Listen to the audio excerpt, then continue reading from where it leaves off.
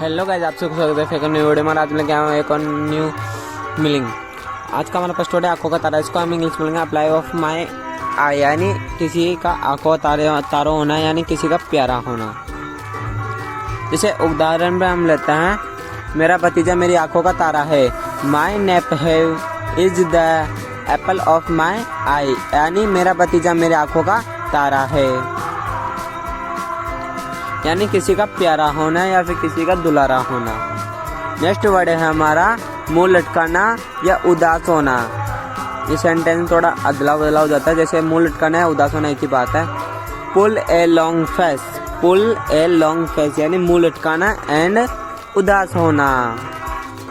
जैसे उदाहरण में हम बोलेंगे इसको, मुंह मत लटकाओ, don't pull a long face यानी मुंह मत लटकाओ। अगर आप किसी को बोले कि मुंह मत लटकाओ तो आप इंग्लिश में ऐसे बोल सकते हैं, don't pull a long face यानी मुंह मत लटकाओ। नेक्स्ट है हमारा सबक सिखाना, यानी किसी गलती पे उसको सबक सिखाना, यानी उसको कुछ याद दिलाना या फिर सबक सिखाना। इसको हम इंग्लिश बोलेंगे टीच सब ए लेसन, टीच सब ए लेसन यानी सबक सिखाना। जैसे उदाहरण में, मैं तुम्हें सबक सिखाऊंगा, I will teach U A lesson यानी मैं तुम्हें सबक सिखाऊंगा।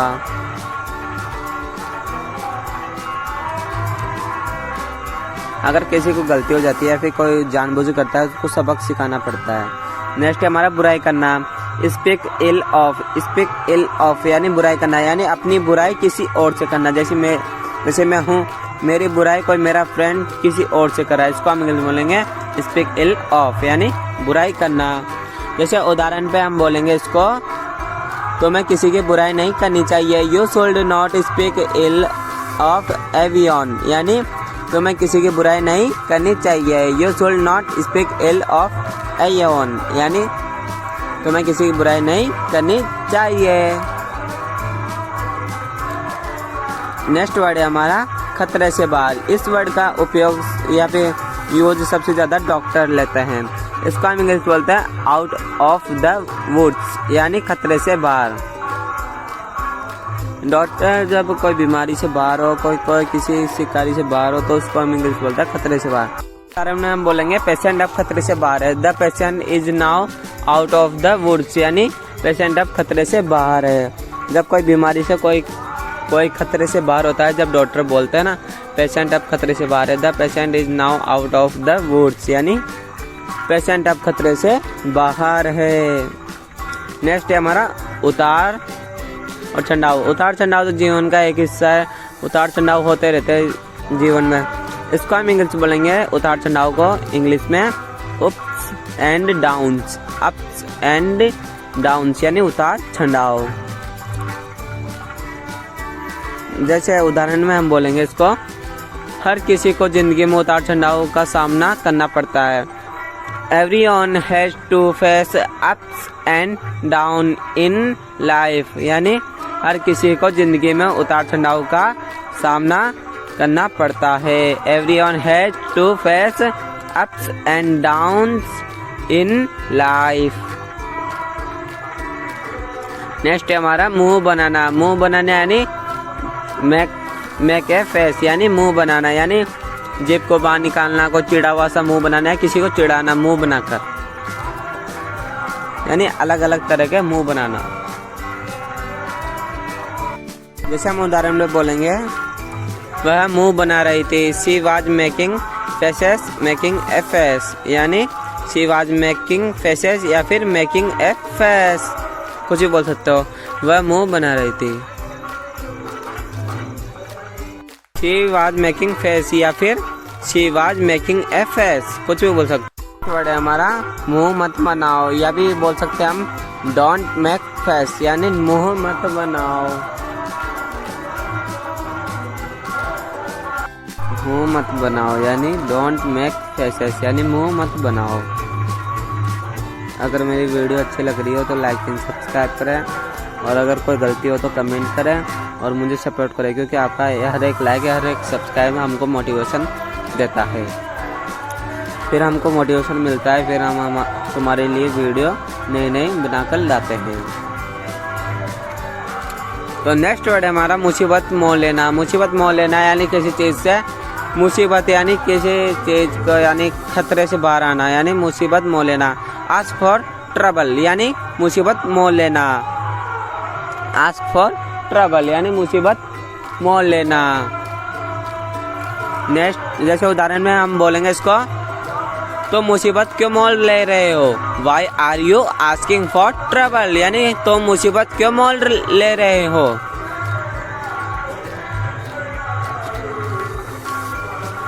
Y are you asking for trouble यानी तुम मुसीबत क्यों मोल ले रहे हो? नेक्स्ट है हमारा जानबूझकर। जानबूझकर कोई काम करना, जैसे जानबूझकर धक्का देना, जानबूझकर कोई लड़ाई करना, जानबूझकर हमको परेशान करना। इसको हम इंग्लिश बोलेंगे ऑन परपोज। ऑन परपोज यानी जानबूझकर। जैसे आप उदाहरण पे इसको बोलेंगे, तुमने मुझे जानबूझकर धक्का दिया। यू पुशड मी ऑन परपोज यानी तुमने मुझे जानबूझकर धक्का दिया यानी यू पुशड मी ऑन परपोज यानी तुमने मुझे जानबूझकर धक्का दिया। नेक्स्ट वर्ड है हमारा शुरुआत। शुरुआत करना या फिर शुरुआत से या फिर शून्य से। इसका हम इंग्लिश बोलते हैं फ्रॉम स्क्रैच। फ्रॉम स्क्रैच यानी शुरुआत से या शून्य से। जब आप कोई चीज़ सीखते हो तो शुरुआत से कोई जीरो से सीखते हो ना, शून्य से। जैसे उदाहरण में मैं शुरुआत से इंग्लिश या फिर अंग्रेजी सीखना चाहती हूँ। I want to learn English from scratch यानी मैं शुरुआत से अंग्रेजी सीखना चाहती हूँ। I want to learn English from scratch यानी मैं शुरुआती से अंग्रेजी या फिर इंग्लिश सीखना चाहती हूँ।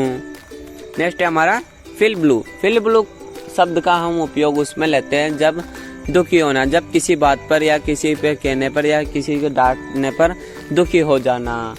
इसको हम इंग्लिश बोलते हैं फील ब्लू या फिर इस सेंटेंस का उपयोग कर सकते हैं आप।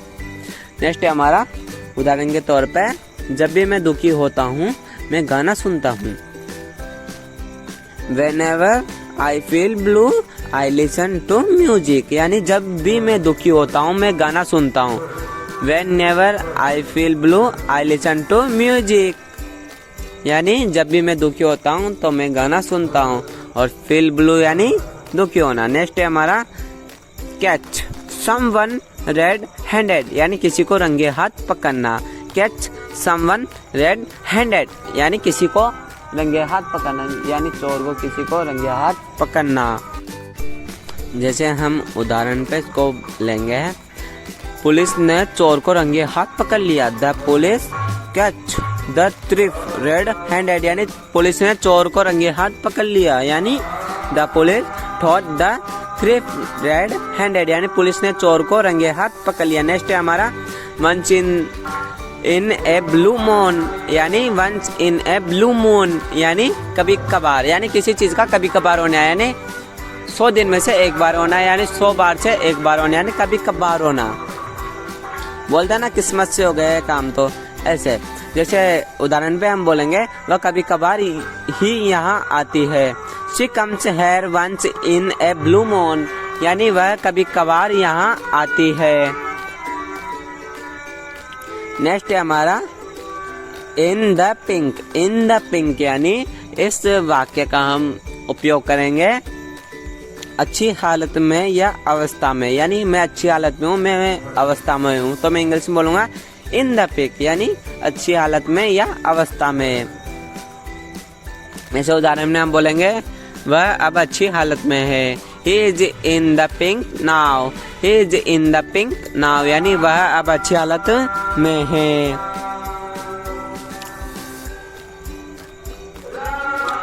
वह अच्छी हालत में है। नेक्स्ट है हमारा व्हाइट एलिफेंट। व्हाइट एलिफेंट यानी बहुत खर्चीली वस्तु यानी बहुत खर्चीली वस्तु का मतलब आप समझते होंगे। जैसे कोई चीज़ खरीद ली उसमें बहुत खर्चा होता है मेरा, लेकिन वो मेरे कुछ काम नहीं आती। समझ नहीं आया? जैसे उदाहरण में हम बोलेंगे यह कार मेरे लिए बहुत खर्चीली है। This car is a white elephant for me. यह कार मेरे लिए बहुत खर्चीली है। जैसे खर्चीली का मतलब बताऊं, जैसे कार तो मेरी है लेकिन इसमें पेट्रोल का बहुत खर्चा आता है और मेरे ये काम में नहीं आती, यानी बहुत थोड़ी सी दूर चलती है और पेट्रोल बहुत सारा खा जाती है। यह उदाहरण के तौर पे आपको समझाया, यह कार मेरे लिए बहुत खर्चीली है। नेक्स्ट है हमारा वाइटली। वाइटली यानी सफ़ेद झूठ। सफ़ेद झूठ आप जानते होंगे सफ़ेद झूठ। सफ़ेद झूठ न तो नॉर्मल होता है ना हार्मलेस होता है, यानी इसमें कोई गुस्सा कर सकता है, कोई हंस सकता है। सफ़ेद झूठ क्यों बोला जाता है? सफ़ेद झूठ इसलिए बोला जाता है जब सामने वाले को सच्चाई पता चले तो उसको दुख ना हो। जैसे हम उदाहरण में बोलेंगे सफ़ेद झूठ मत बोलो, डोंट टेल ए वाइटली, यानी सफ़ेद झूठ मत बोलो।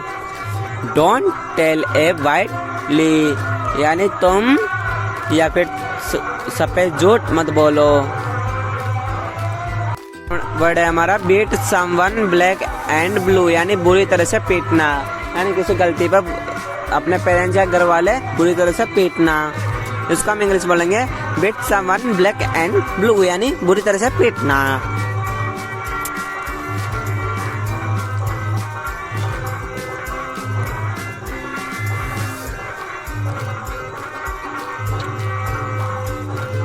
अगर आपके समझ में नहीं आया हो तो कमेंट कर दिया करो, मैं उसमें कुछ गलती या फिर कुछ उदाहरण के तौर पे लाना शुरू कर दूंगा। जैसे उदाहरण है हमारा, उसकी मम्मी ने उसे बुरी तरह से पीटा। His mother beat him black and blue, यानी उसकी मम्मी ने उसे बहुत या फिर उसे बुरी तरह से पीटा।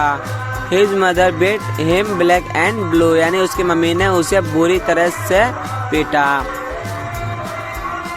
नेक्स्ट है हमारा ग्रीन हॉर्न। ग्रीन हॉर्न होता है नौसिखिया के लिए।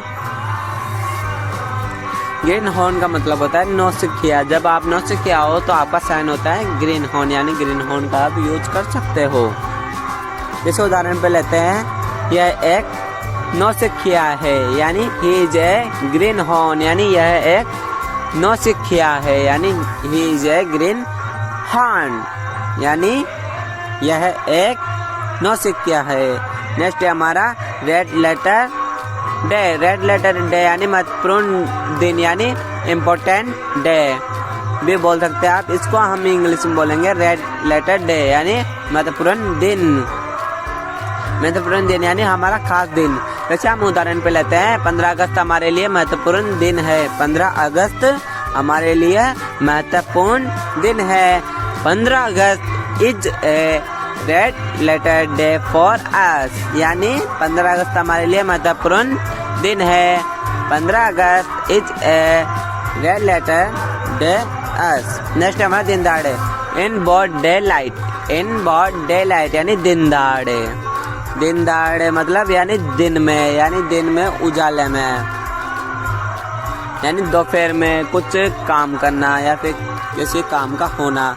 जैसे उदाहरण लेते हैं, उन्होंने दिन दहाड़े बैंक को लूट लिया। They robbed the bank in broad daylight, यानी उन्होंने दिन दहाड़े बैंक को लूट लिया। They robbed the bank in broad daylight, यानी उन्होंने दिन दहाड़े बैंक लूट लिया। नेक्स्ट हमारा कच्ची उम्र। कच्ची उम्र को हम इंग्लिश बोलते हैं स्लट डे। स्लट डे यानी कच्ची उम्र। जब आप नौजवान तो होने वाले होते हो लेकिन आपकी सोच और विचार कमजोर हो, जब आपको कच्ची उम्र का बोल सकते हैं। जैसे उदाहरण पे हम ले सकते हैं, मैं अपनी कच्ची उम्र में बहुत शरारती था। I was very naughty is my salad days, यानी मैं अपनी कच्ची उम्र में बहुत शरारती था। नेक्स्ट है हमारा तारीफ करना, यानी हमारी किसी प्रशंसा करना, यानी तारीफ करना। जैसे हम इसको इंग्लिश में बोलेंगे speak highly of. Speak highly of यानी तारीफ करना। जैसे उदाहरण पे हम बोलेंगे इसको, वह मेरी बहुत तारीफ करता है। He speaks highly for me, यानी वह मेरी बहुत तारीफ करता है, यानी वह मेरी बहुत प्रशंसा करता है। आप कुछ भी उपयोग में ले सकते हैं क्योंकि एक वाक्य का या फिर एक सेंटेंस का बहुत सारे उदाहरण होते हैं। नेक्स्ट हमारा 2400 घंटे या फिर रात दिन, यानी पार्ट टाइम जॉब तो आपने सुना होगा, यानी 24 घंटे या फिर रात दिन। इसको हम इंग्लिश बोलेंगे राउंड द क्लॉक या फिर अराउंड द क्लॉक।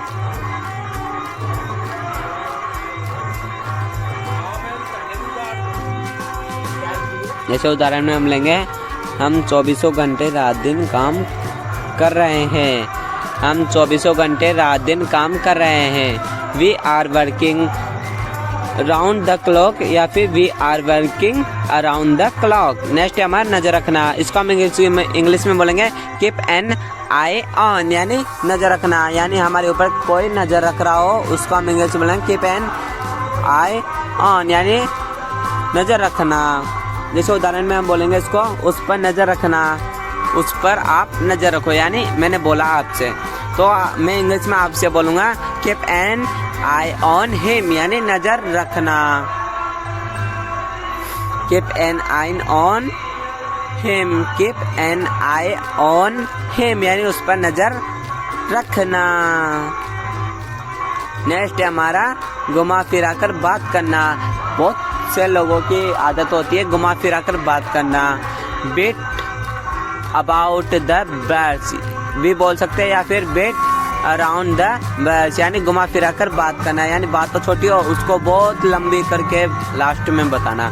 जैसे उदाहरण में हम इसको बोलेंगे घुमा फिरा कर बात मत करो, don't beat about the birds, या फिर don't beat around the birds, यानी घुमा फिरा कर बात मत करो। नेक्स्ट वर्ड है हमारा अनसुना करना। इसको हम इंग्लिश में बोलेंगे टर्न ए डेफ ईयर, यानी अनसुना करना। जैसे हम किसी को मोटिवेशन या फिर किसी को कुछ सिखा रहे हो और वो हमारी बातें सुनकर इधर से सुन रहा हो और इधर से निकाल रहा है, यानी हमारी बातों पे ध्यान नहीं दे रहा हो, उसको हम इंग्लिश में बोलेंगे टर्न ए डेफ ईयर, यानी अनसुना करना, हमारी बातों का अनसुना करना। जैसे उदाहरण में हम बोलेंगे इसको, उसने मुझे अनसुना कर दिया। He turned a deaf ear to me, यानी उसने मुझे अनसुना कर दिया। इसका मतलब होगा मैंने उसको बुलाया और उसने मुझे अनसुना कर दिया, या फिर आप ये भी बोल सकते हो मैंने उसे पुकारा और उसने अनसुना कर दिया।